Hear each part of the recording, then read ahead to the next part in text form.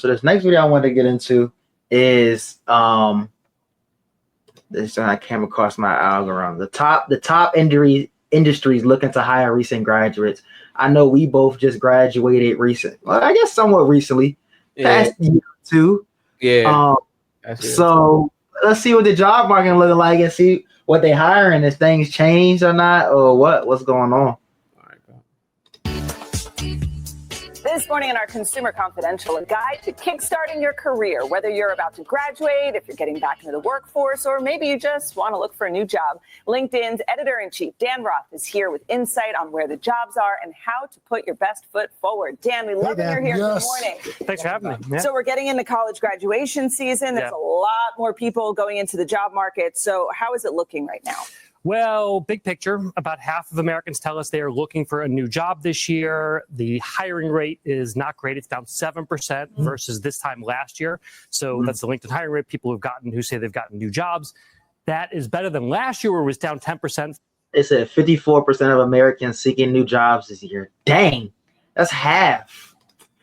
Wait. I didn't even see that. Whoa.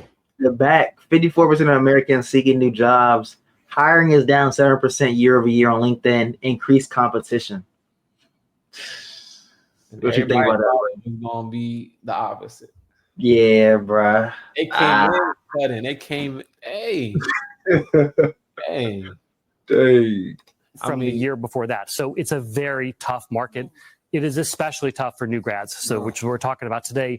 They are facing changing demands from employers. The colleges are graduating the largest cohorts they've ever graduated. Wow. And last year's graduates often don't have jobs yet. So you're competing against all your peers who were ahead of you one year. So it's tough out there. So is there any good news out there for new grads? Yes, there is good news. So we looked at the fastest growing job titles for new grads. The number one is AI engineer. No surprise there. Yeah, no surprise there. The good news about this job is this is a relatively new, the demand for it is relatively new. So you're not competing with, tens of thousands of AI engineers. You can't get into this job. We talked to someone who was a poli-sci major who became an AI engineer. These are available. So that's good. There is hiring in sort of technical jobs like being a systems engineer or a data science technician, a data center technician. Relatively stable careers in law, healthcare still exists, business development. The biggest surprise to me was the change in the industries that are hiring new grads. So the top three this year are construction, utilities, oil, gas, and mining. Wow. Really? Yes. Very different. Like 2 years ago when I was here, we were talking about tech and consulting and media. And so the more glamorous industries, those are out. And these industries are the ones where grads are going. Right? Yeah, they're necessary. There's money going into them, like the government spending on infrastructure. And it's fastest growing construction, utilities, oil, gas, and mining. Interesting. Construction? Interesting. It's a lot of things getting built. You got to think like the townhomes they building all over here. Yeah. A lot of it. It's always some development going on. Mm-hmm. Yeah. That's a big industry. Is it more like construction workers or like the corporate office, or is it just everything? Mm-hmm. Exactly. I wonder what they mean by utilities. You think they mean like energy? Probably. Probably energy. Yeah. Mm-hmm. Okay. Aging workforce is the other part. A lot of people are aging out of these jobs, so you can kind of come in there as a new grad. All right, we've got the new grads covered. Let's talk about some folks who might be looking for a new job, but they've got some experience. Yeah. So let's say you're looking for a new job. There are some things you should do based on our data. One of the things you should be thinking about is switching industries. 1 in 5 people who landed new jobs last year did so by changing industries. So the key here is being flexible, being open. Think about your skills. I think a lot of us think about the job you're in as being, well, I'm an editor. That's what I do. But you have to break it down into saying, what are the skills? Like if you're an office manager, you're good at logistics. Maybe you're good at talking to people. You can handle vendors. Companies want to hire you based on your skills. We know recruiters are doing skill-based hiring more often now. So they're just saying, what are you good at? And I don't care where you've been. I just need to know what you're good at. I'm going to hire you for the role based on those skills. So really think about that. So if you know you have all these skills, but there are other people with those same skills, how do you stand out amongst the pack? Yeah, great question.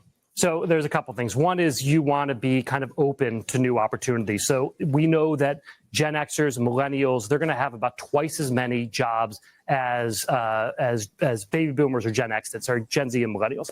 So you're going to change jobs often. You have to be flexible in that. Take part-time jobs, take contract jobs, switch industries, do anything you can to be able to get skills. 2 is you want to optimize your profile and your resume for AI. AI is increasingly doing the first scanning for candidates. And AI is looking almost for storytelling. You want to be able to say like, hey, I did a Google ad campaign and I saw 200% conversion. You want to tell that story because AI is going to be able to tease out the skills from it. If you use AI to help write your resume, does AI know that AI wrote that? It's actually, you are hitting on something important, which is you should be doing that. You should say to AI, you're a hiring manager. You're hiring for this role. Take the job description and then say, here's my profile. Here's my resume. How am I a fit or not? And then tell me what it would take to make me a fit. So use AI to help you get hired by AI. Okay. I like your last point up there too. Bring the energy. Yeah. So I talk to CEOs. They say like they care about passion. You want to say, because they know these jobs are changing, companies are changing. They want to hire people who are going to raise their hand and say, I'm up for anything. I will fix your problems. I'll learn on the job. I am here to like make this company successful. So bring the energy. Absolutely. This is so helpful. Yeah. Dan, thank you so much. Absolutely. Thanks, Dan. Appreciate it. Hey, thanks for watching. Interesting. What you think about that, bro? I'm not surprised for real. Like, tech kind of took a big hit, especially with this AI stuff. Yeah. So there's no surprise from that AI engineering is number one. No, really. Exactly. You know what I'm saying? At the end of the day, what is that? I know. Let me see. Is that like That can be mean a lot of things. it's a professional who designs, builds, and maintains AI models and systems, focusing on engineering aspects of AI development, including data management, model training, and deployment. So part of people that manage the large language models like ChatGPT, Grok, Poly, and that. They utilize AI and machine learning techniques to develop application systems that can build organization, increase efficiency, cut costs, and make better business decisions. Programming, machine learning, data science. Python is essential. Yeah, Python is definitely the ideal language for AI.